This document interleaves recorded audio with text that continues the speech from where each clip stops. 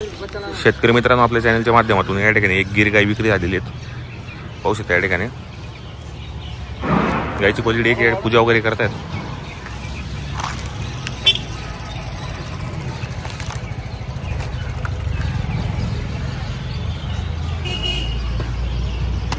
पूजा वगैरे केली जाते मित्रांनो. आपले धुळ्यामध्येच गेलेली गाय घेऊन चाललेले आहेत. बदला झालेला आहे मित्रांनो. त्यांच्याकडे एक 2 दात लहान कालवड होती. ती पण गिर गाय होती. लहान कालवड होती, 1.5-2 वर्षाची असेल ती. तर ती बदला करून त्यांनी काही 45,000 रुपये दिलेले शेतकरीने. गायची क्वालिटी मस्त होती मित्रांनो, दुधाला पण चांगली. आणि जी गाय मित्रांनो ही जनलेली गाय होती, एकच नंबर गाय होती मित्रांनो. व्यवहार चांगला आलेला आहे. चॅनलच्या माध्यमातून आलेली होती, व्हिडिओ पाहून ही गाडी घेऊन आलेली होती. क्वालिटी पाहू शकता, एकदम शांत गाय होती. हे पहा मित्रांनो, क्वालिटी वगैरे गायची पाहू शकता आपण. एकदम शांत गाय होती, दिसायला बी सुंदर होती एकदम. पाहू शकता आपण. हे पहा, शेतकऱ्याने पूजा वगैरे केलेली.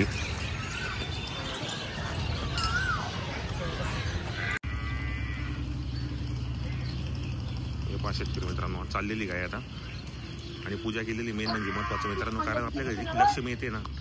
सहसा पूजा कोणी करत नाही, पण पूजा करायला कारण आपल्या घरी लक्ष्मी येते मित्रांनो.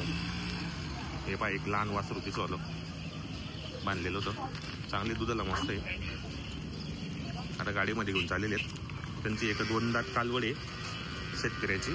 म्हणजे ते सर आहेत, ते जिल्हा परिषदला सर आहेत, ते घेऊन चाललेले आहेत. चांगल्या पदावर आहे, मोठ्या पदावर आहेत ते. हे पाहता गाडीमध्ये चाललेली.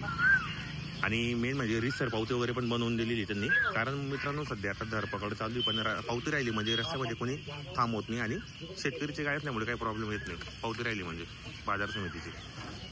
हे पाया ठिकाणी चाललेली गाय.